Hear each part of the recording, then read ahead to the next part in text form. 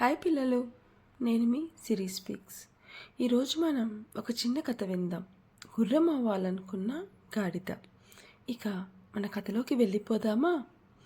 ఒక ఊరిలో ఒక సోమయ్య ఉండేవాడు. అతను ఏమి చేసేవాడో తెలుసా? చిన్న చిన్న మోసాలు చేసేవాడు.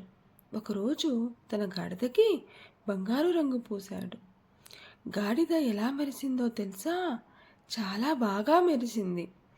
అతను రాజు దగ్గరకు వెళ్ళి, మహారాజా, ఇది గుర్రం అన్నాడు. రాజు చూసి ఆశ్చర్యపోయాడు. అబ్బా, ఎంత అందంగా ఉంది అన్నాడు. కానీ పిల్లలు, కొద్దిసేపటికి ఆ గుర్రం ఏం చేసిందో తెలుసా? ఈ ఆ అని గాడిదలా అరిచింది. రాజు ఆశ్చర్యపోయాడు. అందరూ పక్కపక్క నవ్వేశారు. ఇది గుర్రం కాదు, గాడిదే అన్నారు. సోమయ్య సిగ్గుపడ్డాడు.